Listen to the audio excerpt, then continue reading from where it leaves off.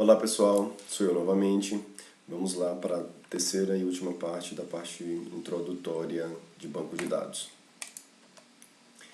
Hoje nós vamos ver essa terceira parte, diz respeito ao projeto de banco de dados, essas 4 etapas que a gente faz. Linguagem de banco de dados, evolução dos bancos de dados e arquitetura 2 e 3 camadas. O projeto de banco de dados, a gente viu na aula anterior as 3 etapas de modelagem conceitual, lógica e física. Essas 3 etapas que nós vimos lá, ela também entra aqui no projeto de banco de dados. Quando a gente vai construir um projeto do zero, a gente precisa seguir todas essas etapas aqui. Eu preciso ter um minimundo, que é um problema, identificar esse problema, fazer análise de requisitos, aí entra aqui o projetista de banco de dados para conversar com o cliente sobre as necessidades, fazer um documento aqui de requisitos, onde ele deixa claro quais são os dados que vão ser necessários para serem armazenados no banco. Então analiso esse conjunto de necessidades e faço o meu projeto conceitual. De que forma? Fazendo os ajustes, analisando o dado e colocando entidade, relacionamento e atributos, usando um modelo entidade-relacionamento, o MER. Terminando essa etapa do projeto conceitual, eu faço o esquema. O resultado dela é o esquema conceitual. Então eu tenho um esquema. A partir desse esquema, eu gero eu faço projeto lógico, que é basicamente fazer um mapeamento desse MER para o modelo relacional. Então é algo que é automático, a ferramenta faz isso para a gente, e a gente precisa entender que existem regras aqui para serem seguidas, para sair desse modelo para chegar neste. E por fim, esse projeto que ele gera um modelo, um esquema relacional, e que esse esquema relacional é exatamente o projeto físico do banco de dados, onde vão ter lá os create tables, a criação de todas as tabelas com todos os atributos. Percebe que quando eu estou na parte de projeto conceitual, onde o analista, o projetista do banco, ele atua, não preciso ter conhecimento do SGBD nessa primeira etapa. Chegando no lógico aqui, eu já tenho que saber qual é o SGBD, e no físico, de fato, eu preciso já ter escolhido qual é o banco de dados, o SGBD que eu vou estar utilizando, certinho?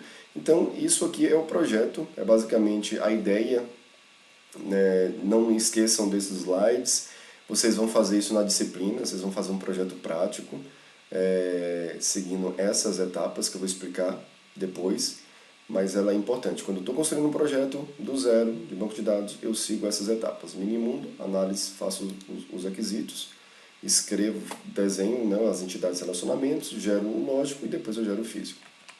Então, basicamente, a gente faz isso. Aqui, resumindo essas 4 etapas, análise de requisitos, entrevista, análise de documentação, o projeto conceitual, utiliza um modelo de dados de alto nível para explicar, entender o projeto com o cliente, descreve de maneira concisa as necessidades dos usuários, inclui descrições detalhadas dos dados, relacionamentos, restrições, é fácil de ser entendido, a gente não precisa explicar para o cliente, para qualquer pessoa entender o banco, o lógico e o físico. A gente mostra só conceitual. Então ele é bem tranquilo. O lógico, ele é a tradução do conceitual para o de mais baixo nível, que é o nível de implementação, que é o lógico. Mapeamento do conceitual para o lógico, e aí eu gero esse esquema relacional.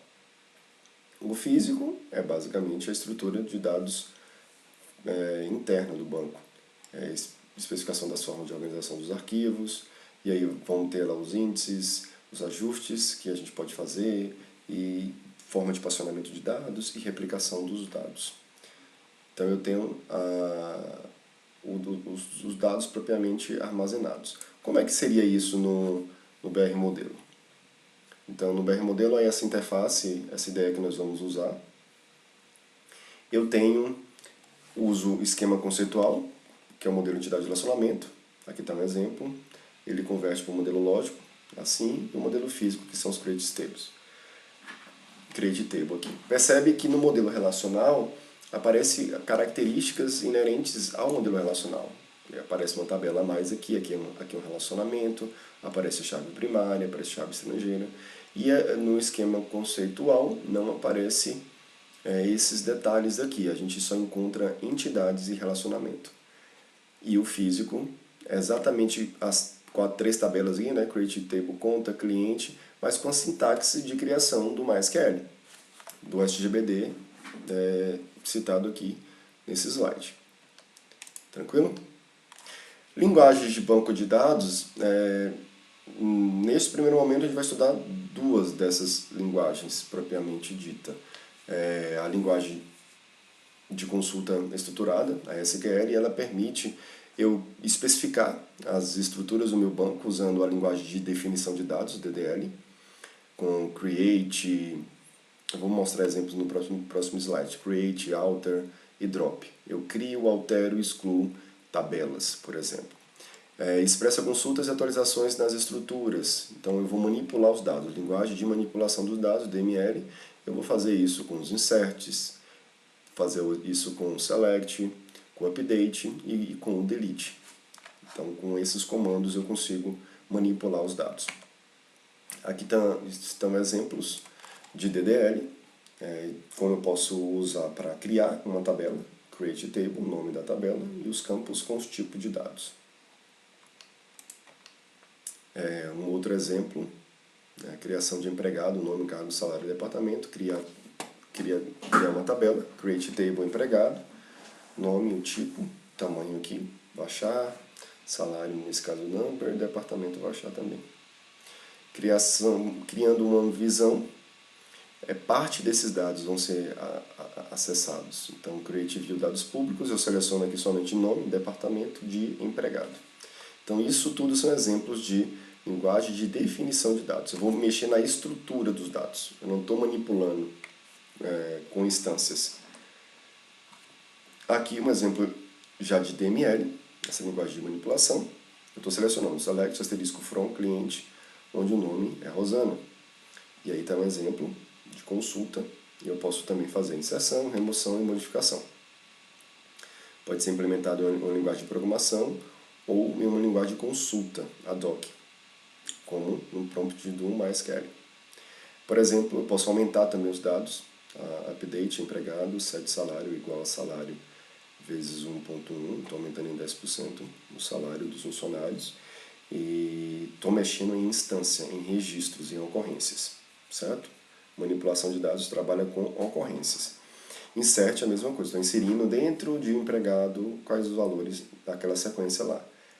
Nome, empregado, se a gente for olhar aqui, nome, cargo, salário e departamento. Então é nessa sequência, nome, cargo, salário e departamento. Então nessa sequência eu coloco aqui. Ali foi exemplo de linguagem, que a gente vai usar, DDL e DML. E aqui falando um pouquinho da evolução, né? Como a gente viu anteriormente, sistema de arquivos lá foi bastante utilizado na década de 60. Aí surgiram os modelos hierárquicos e de rede. E por último, surgiu o modelo relacional, que é o mais utilizado desde então, né? De 80, surgiram vários SGBDs, aqui o Oracle, que é o mais utilizado hoje em dia, depois o MySQL também é o segundo mais utilizado, e vários outros, Postgres e tudo mais. Então, a gente tem uma ideia de 80 para cá, vários modelos surgiram, o modelo relacional é o mais utilizado dentre eles. No final de 80 surgiu o modelo orientado a objeto e objeto relacional, mas não muito utilizado. No final da década de 90, eu não coloquei aqui, é o que é utilizado muito hoje devido à escalabilidade, né, das redes sociais, ou com o não relacional, o NoSQL ou no relacional, né? NoSQL, que é bastante utilizado. Então esse é um tipo de banco de dados que surgiu lá no finalzinho de 90 e que é bastante utilizado no século XXI, onde nós estamos. O BD, o banco de dados relacional, 80, e a gente usa até hoje. Mais de 75% aí dos bancos de dados são utilizados com esse modelo relacional. Aqui são arquiteturas que nós utilizamos Uma muito utilizada que é a cliente-servidor, né? Cliente-servidor. Eu instalo o MySQL, ele roda em uma máquina e todas as outras máquinas acessam essa servidora. E aqui o SGPD gerencia esses acessos simultâneos. Quando a gente instala na nossa máquina, a nossa máquina ela é servidor e cliente ao mesmo tempo, certo? É uma arquitetura muito utilizada, mas tem outras também.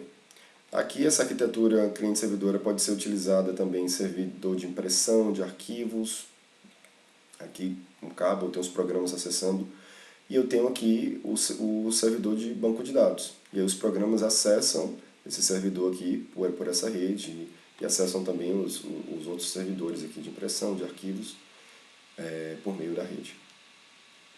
A arquitetura de 2 camadas funciona o cliente com a interface e os aplicativos e o servidor aqui processando essas consultas, né? O SQL faz essa intermediação entre o cliente solicita via SQL e o servidor recebe esse SQL, executa, verifica, pesquisa os dados na base, disco rígido, e retorna para o cliente visualizar. Mas não tem só essa de 2 camadas, de 3 camadas é utilizada bastante também, onde a gente pode observar que a primeira o cliente acessa o browser, mas eu tenho o servidor rodando aqui e uma aplicação web rodando em uma segunda camada no servidor, e que por sua vez tem uma terceira camada que é o banco de dados, né, implementado em um servidor próprio aqui do banco de dados. Então, diferentemente da arquitetura cliente-servidor, a arquitetura 3 camadas ela separa o servidor de banco de dados da aplicação. Então ela fica separada em uma outra camada. Então a requisição é cliente solicita o servidor web solicita a aplicação que verifica o banco de dados e retorna para o cliente. É basicamente isso. Aqui tem algumas perguntas sobre esses slides e que estão também numa lista de atividades disponibilizada anteriormente. Isso aqui são assuntos para a gente debater no nosso momento síncrono. Aqui está o material de leitura complementar, o livro de Cortes, capítulo 1 e capítulo 1 e 2 de Navate. Até a próxima.